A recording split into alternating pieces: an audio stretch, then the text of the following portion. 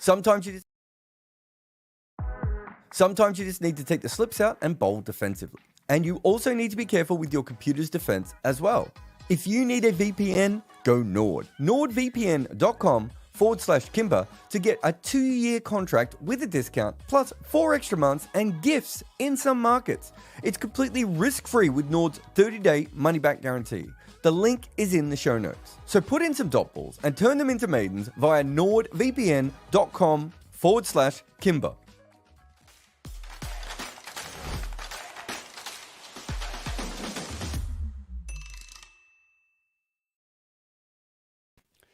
Morning, everyone, and welcome to the scoreboard. A bit of a different one today, of course, because we did India-Pakistan last night, but we couldn't do India-Pakistan and Scotland versus Oman at the same time, because that would have killed all of us at that stage. So it'll be a bit of a shorter scoreboard today, but thank you to everyone who came to the show yesterday, and of course, we do the scoreboards every day. We don't care if it's a big game or not. Apparently, we don't care if I'm sick or healthy or not, as you might say.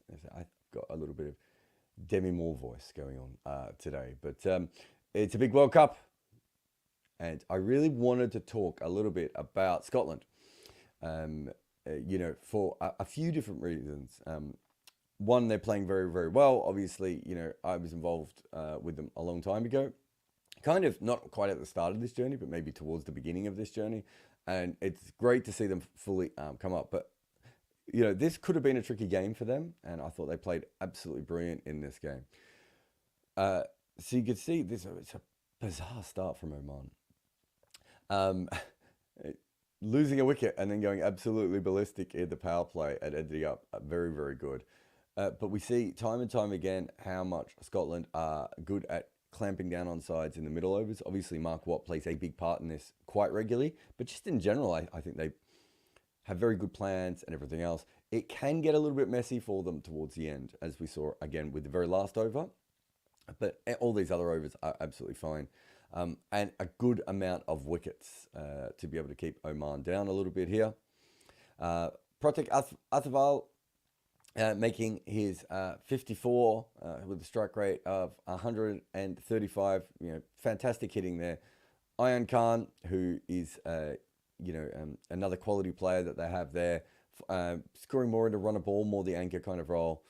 And Akib Ilyas, who I keep mentioning this because I absolutely love it, that he wanted to be the kind of player who would get a bunch of man of the match trophies in this tournament, and it hasn't quite worked, although he's played a couple of good games as well.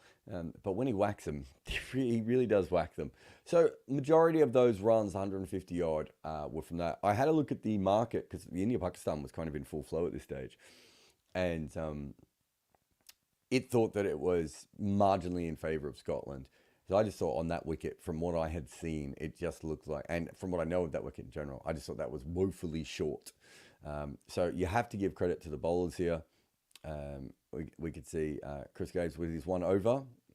Handy, but obviously not the most important. But Brad Wheel, I think Scotland have been waiting for Brad Wheel to sort of become this bowler for a long time, and I do think that certainly from my period of working in Scotland, the whole idea was Brad Wheel, Shafi, and Sol all as kind of one unit. That's their kind of their dream attack, and if you compare that to Netherlands, who've struggled to get maybe their best 3 or 4 seam bowlers on the field at any one time, I think that's really handy. Then they've got the combination of Euro's going to get 4 overs out of Mark Watt because he can bowl to left-handers as well as right-handers, and he's just clever and smart, and again bowled very, very well.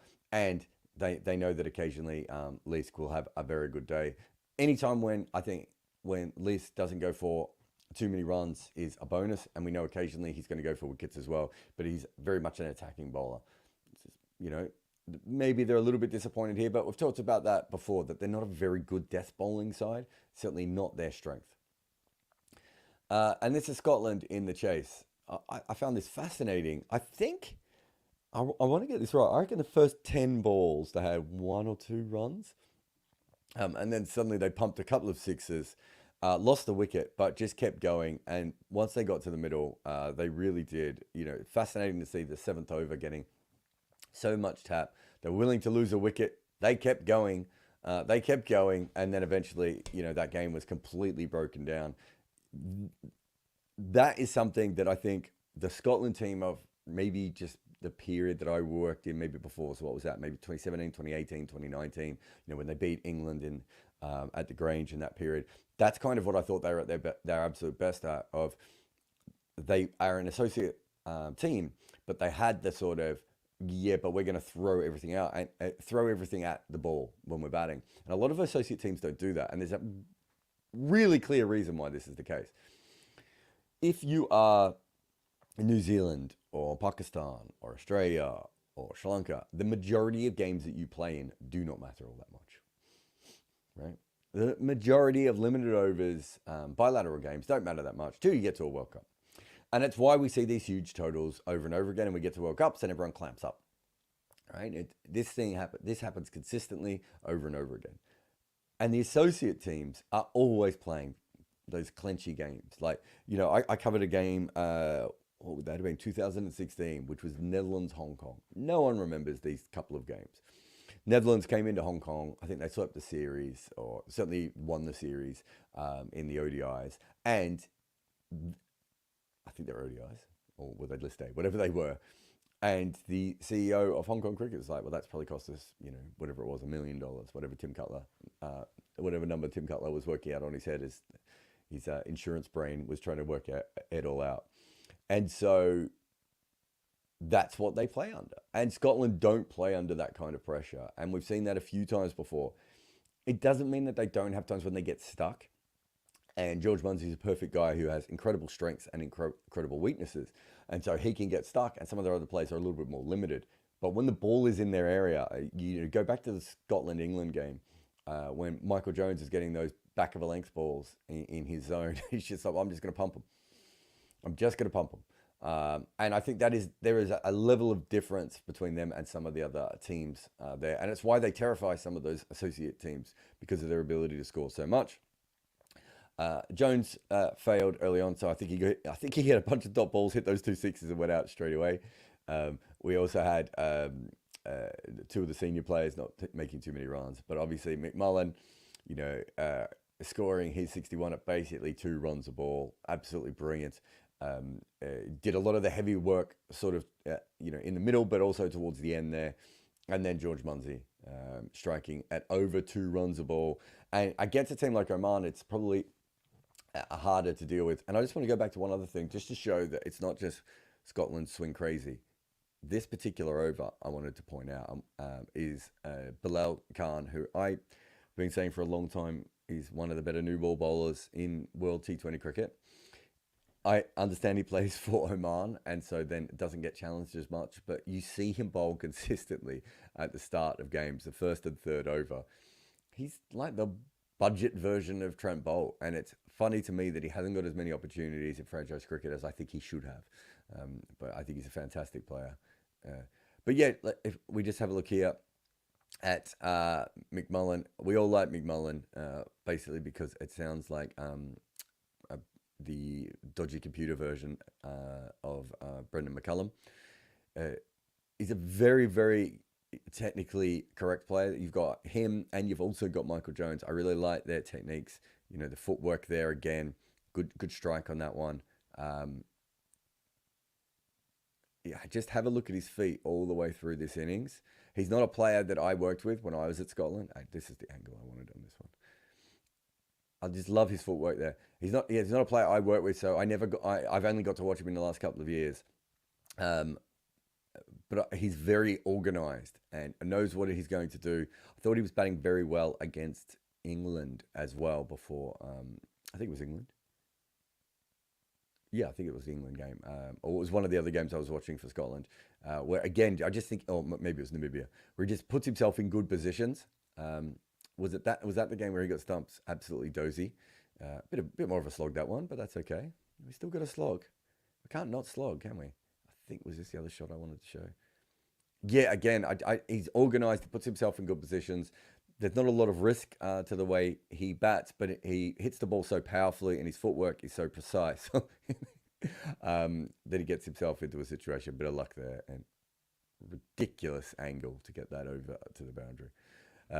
But yeah, I really like the way he's been going away, and you can see here By the 10th ball, he was at 150 strike rate, and then absolutely flew. But probably more conventional batter, so needs to give himself some more time, at least on occasions. Just the way he goes about it. And we could see he had a huge 2023, and that's when a lot of us started seeing a lot more of him. True average of plus 22 and a true strike rate of plus 35. Not been as good this year, but again, he's plus on both metrics. And I think he's a very important player to have. And also without Kyle Kutzer there, to have another traditional player coming up is very good. Here's George Munsey. This was the year that teams started working out that you just don't bowl spin to him early on, and it changes the way he goes about things. But all due respect to him, this is the 2023. And look at that strike rate, a true strike rate of plus 43 and a true average of plus 20. This is someone I have worked with a lot. I did work with in that ones, those World Cup qualifiers, I should say. I loved watching him train. I like the way he thinks about cricket. He is a really T20 minded player, and I'm not saying he can't make runs in other formats or anything else, but he really understands T20 cricket on a different level, and this has been his year so far this year. Absolutely fantastic. And I don't think, maybe since 2016, and I don't even, here you go. So 2016 was kind of like at his breakout. You can see here, what's that, 2015 is in this cluster here, isn't it? But I thought 2016 was kind of his breakout. That's probably the last time he's been at a World Cup and been playing at the level that he can play at. 2022 was obviously a very, very poor one. And 2021 was another one. God, there's so many World Cups. So having him in this level does really change Scotland's ceiling, because it does change what you have to do against them. And if you think about having a player like him, so we see with Ireland and with Scotland, they actually play seam bowling pretty well, and they quite often play pace bowling pretty well, right? And that's because there's a lot of pace bowling and seam bowling bowled in Ireland and Scotland. But where they get their troubles is quite often up against the spinners. And I always thought Scotland had an incredible advantage over Ireland when it came to the batting, because they had Callum McLeod, who was a beautiful manipulator of spin, and they had George Munsey, who was a power hitter of spin. And he still causes some issues for teams. We saw England try, the spinners early on to him, and it kind of gets him going. It's a tricky one for other teams. It's very hard to stop him in a power play. Anyway, here's my man, Bilal Khan. As I was talking about before, I think he's a fantastic bowler. 1 for 12 here. Obviously, wasn't quite needed at the death.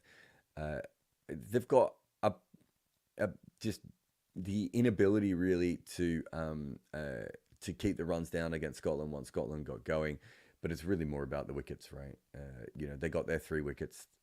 Imran Khan, probably against Scotland, is the kind of bowler that the Scottish guys have grown up playing a little bit more. And the spinners got a little bit of treatment, as you saw from McMullen before there as well. And this is batting average and strike rate for teams in this World Cup at the moment. A lot of this is wicket dependent. Also, the game when Scotland had a really good strike rate against England would have got a lot worse if it wasn't for the rain.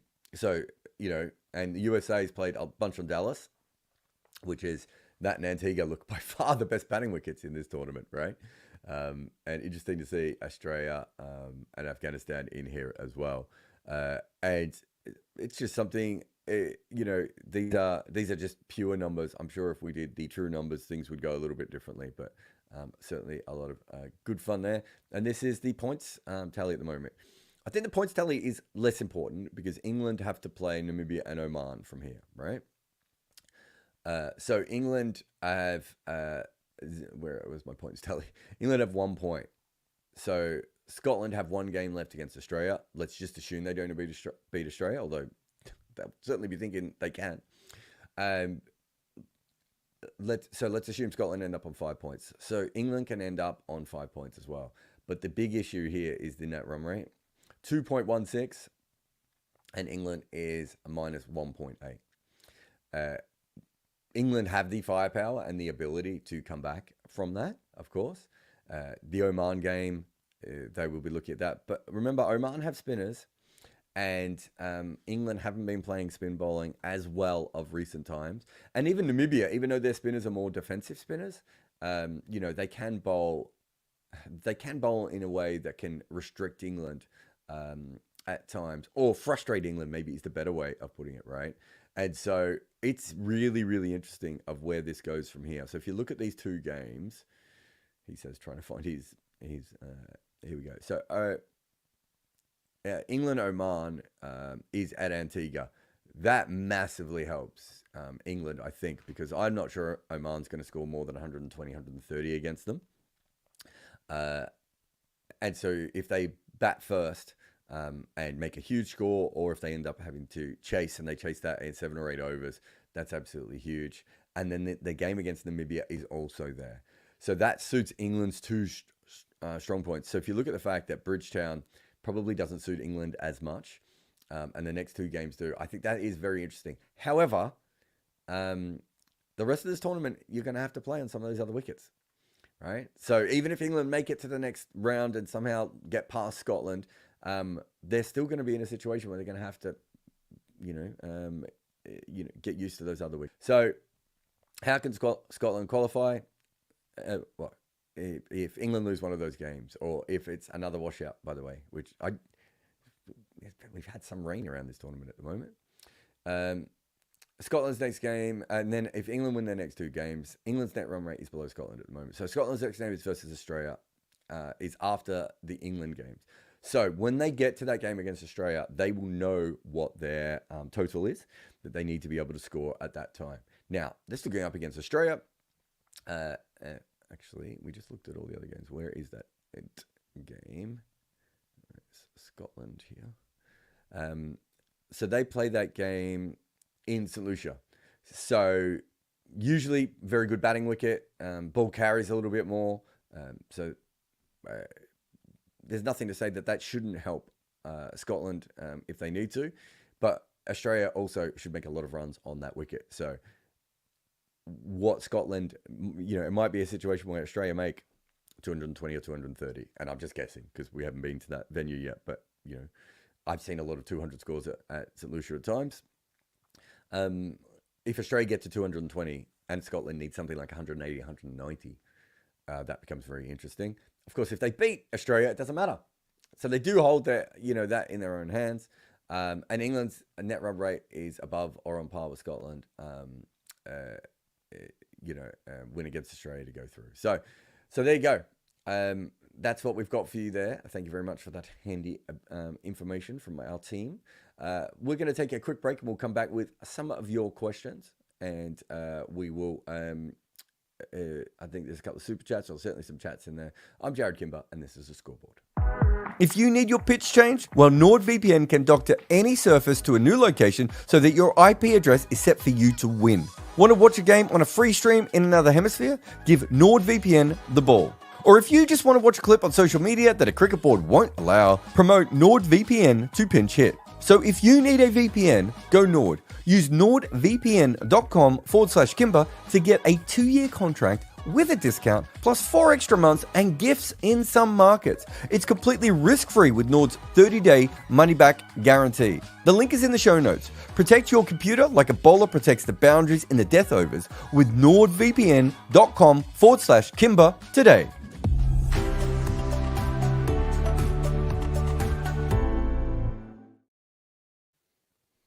All right, let's get to your questions. Gautam says, India 89 for 3, waiting for the other shoe to drop, which it does, puts a sizable hole in the floor. Pakistan 72 for 72 for 2, again waiting for the other shoe to drop. Just didn't expect it to bring the house down. Yeah, I mean, I did. I saw the Final Word podcast and Jeff Lemon saying that, Pakistan were massively on top and they gave that away. And I was like, that wasn't how I read that game at all. In fact, it's not where I put my money. I had my money on India all the way through that game. I think when Virat went out, I had a bet on Pakistan. I had a bet on Pakistan just before Virat went out and maybe Rohit went out. And then when Rishabh and Akshar started making their runs, I was like, wow, India have got way more runs than, to score 50 at that power play was huge. And to make it to 89 for 3. And that Haris Ralph over was another huge over. So they had 3 really big overs, India.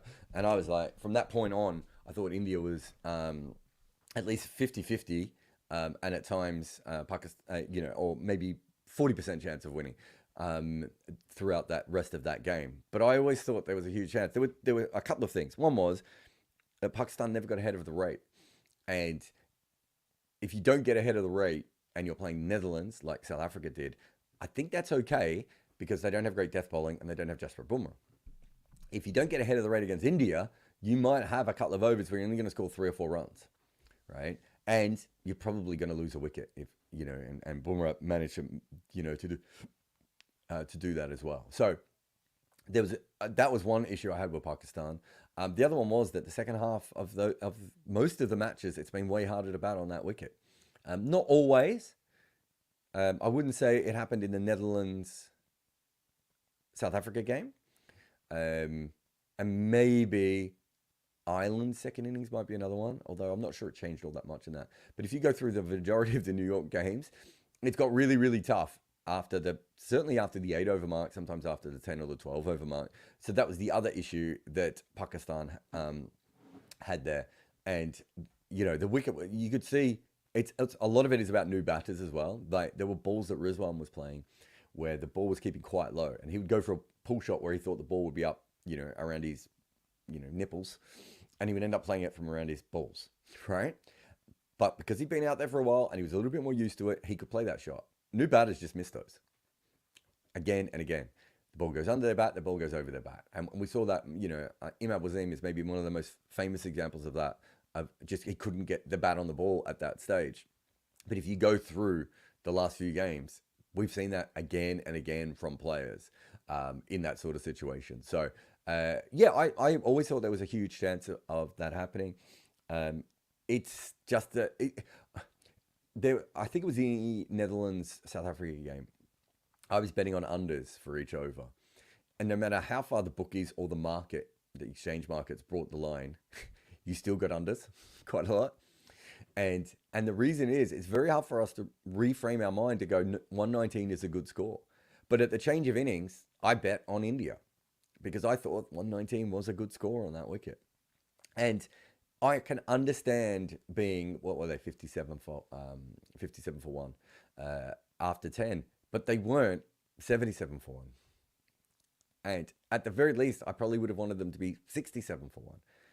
And if you look at every time they had hit a 4 or 6, it had been through an act of violence and almost kamikaze nature, running down, slapping the ball over, cover for 6, or really trying to put pressure back on. And in between that, it was either 3 singles and 2 dot balls, right? Again and again, we saw just the inability to ever get ahead of the count, and and I'm not defending Pakistan because they've seen enough of cricket on this wicket now to understand this. But in general, I'm watching cricket teams do the same thing.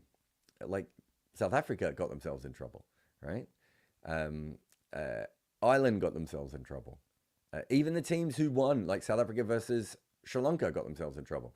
We've just seen it's such a different kind of cricket wicket that it is very hard for these guys to get their head around it and get themselves into the mental space that they need to be. It's unsafe and terrible and shouldn't be at a World Cup. But from an intellectual standpoint, it's fascinating as hell watching the cricketers try and work this wicket out and seeing what it does to certain players.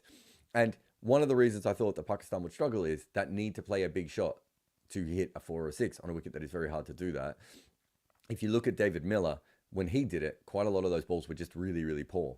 India weren't going to bowl as many poor balls. And that was a big difference between those two games. And if you look at when Pakistan was hitting a boundary, there was a lot of risk involved. And eventually that wasn't going to come off. Look at Rizwan's shot against Bumrah. Incredible amount of risk, right?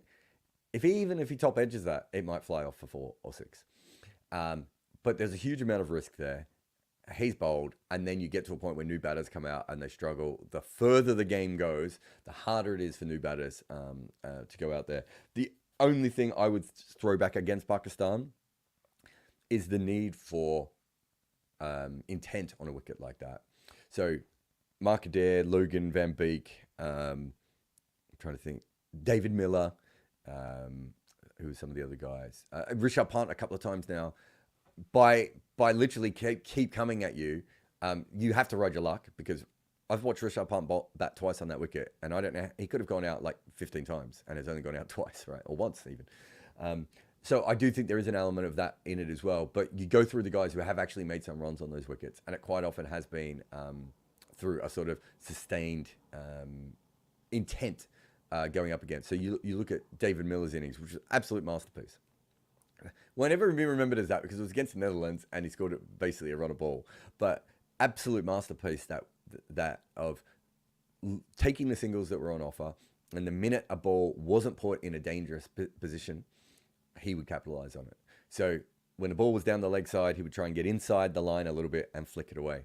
That's a much safer shot than trying to do what Rohit Sharma did, which is flick it from inside the line on a wicket like this. When the ball was overpitched, I think we might have done this on the scoreboard yesterday, waiting for that ball to be overpitched and then throwing, his hands through it, but from a position of strength. So a lot of other guys have tried to slog, whereas actually what he tried to do was play a proper cricket shot and stay in his shape, which is really tough on this wicket.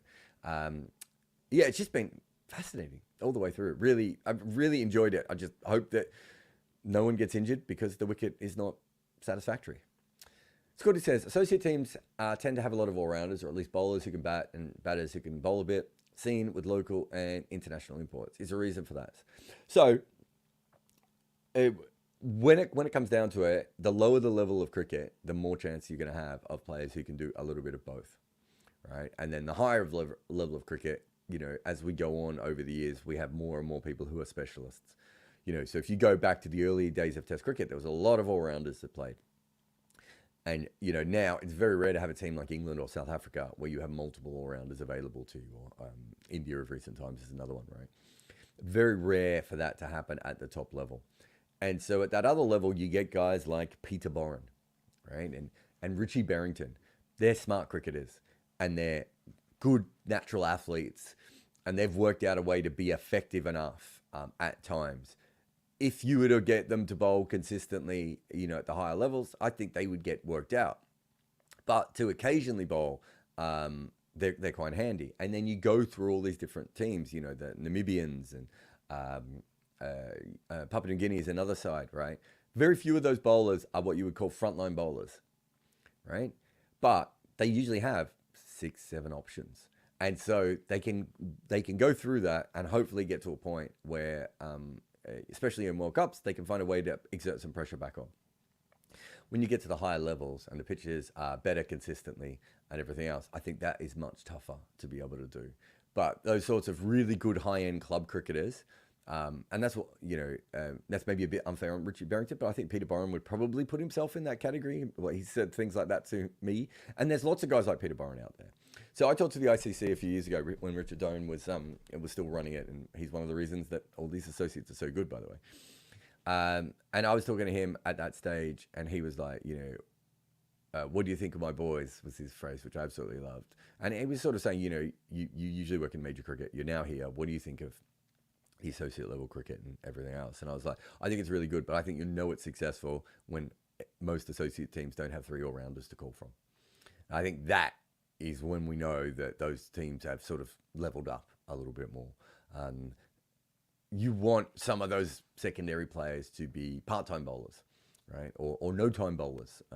And then that's when you realize you're starting to put a very, very good team together. Doesn't mean you still don't use the other ones, because, Australia would still use Michael Clarke, right? And Virinder Sehwag and, Paul Collingwood and these sorts of guys. But you don't want to be in a situation where they are a key part of your bowling plan. And I do think actually you can already start to see some of these teams coming through that are just a lot more stronger than that now. But that's where we've got to go. And the other key one here, Scotty, is women's cricket. I think women's cricket is really similar. There's too many all-rounders in women's cricket. And in 10 or 15 years' time, I don't think we'll have as many, because I think it will start to thin out a little bit, just because specialists will start to take over at a level that hasn't quite happened before. Why can I not see? Is this the guy from the other day? I can never read it. No, it's a different guy. Sai Krishna says, how much did lack of practice handicap Pakistan's bowling? Lack of practice? Look, they don't look like they've been massively in rhythm, their bowlers. So that's not ideal. Shaheen doesn't look he certainly doesn't look peak Shaheen. He doesn't look terrible either, but he's somewhere in the middle. If Shaheen has a spell yesterday, I don't know how India would have been able to do what they did, and he didn't. And we haven't seen him at his best. Haris Rauf looked out of touch at the start of his spell. Came back very well. I thought Mohamed Amir looked really pretty good touch yesterday, but he was maybe a little bit too wide. And I thought he bowled pretty well in the game against USA until the Super over. I thought he bowled really well actually in that game against the USA. And Nazim Shah still looks to me, and he bowled brilliantly in the game yesterday, but he still looks to me not quite 100% either. That plays a part in all that. I don't think having watched them play, I would say that they're not that they've looked at full strength at the moment, looking completely brilliant. So I think that's probably fair.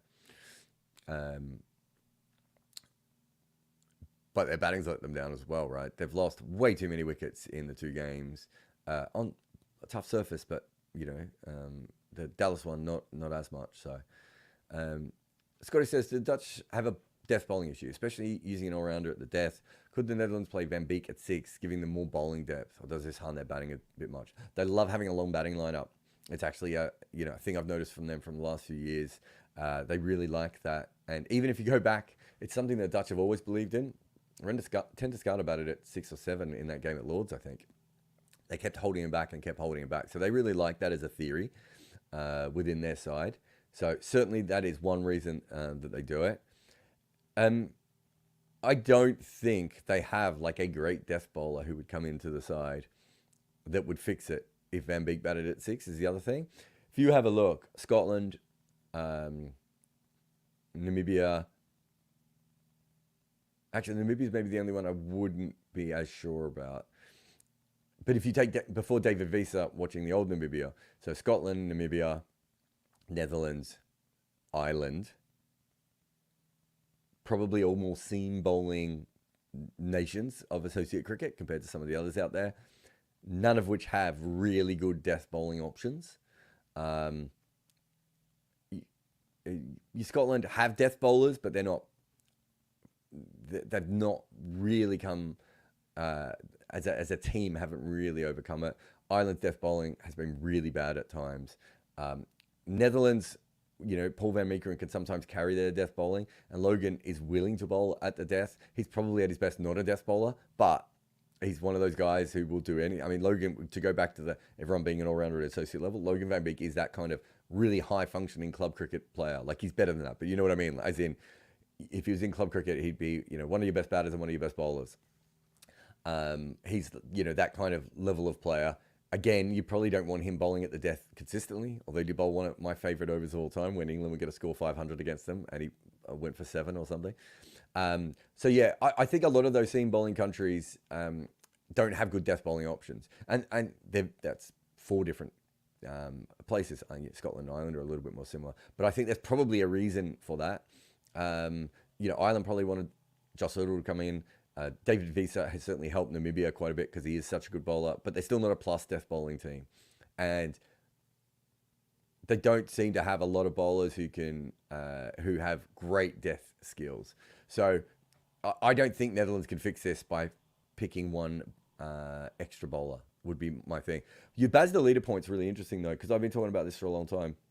He does have the ability to take wickets at the death, and so they're kind of using him in an Andre Russell, early Ben Stokes kind of way. I would like that if there was one other death bowler that was a little bit stronger. So if you had Van Meekeren and let's say, just one other guy who was more of a lockdown death bowler, Baz the leader would be great in that. But if it's just Van Meekeren and him, it actually sort of ruins what Van Meekeren's doing at the other end. And Van Meekeren's a really good player and had a fantastic last World Cup, but he's not a lockdown death bowler. I think that would be fair to say. Rishabh says, what if yesterday's match was washed out? Big risk on one match. I mean, that's cricket, man. Right? I mean, that's the sport. I mean, there's not much we can do about these things. It does rain. It's very hard to change an entire tournament because of one game. although we give it a fair shot. You know, I obviously the Asian cricket tournament was a little bit different, and they could do things like that. It's a little bit different when you've got this many teams playing and everything else. But yeah, it will be an India-Pakistan game washed out one day, right? It's bound to happen. I remember Kolkata in 2016. There was a lot of rain, and we thought that might not go away at a period there as well. So one day it will happen. That's all right. Well, you know, we'll all survive, won't we? I mean, we might not. Sankalp, last one for the day. How much do you rate Rohit's captaincy in the last match? Bumrah was excellent, but Rohit used him bravely, I think. Yeah, I talked about it yesterday. I thought it was good. I didn't think it was... I think a couple of people have considered it genius. What's the best way of putting it? He used Bumrah and over early on, which actually gave Pakistan a big boom. You know, pardon the pun, having the fact that Bumrah was half over. I thought he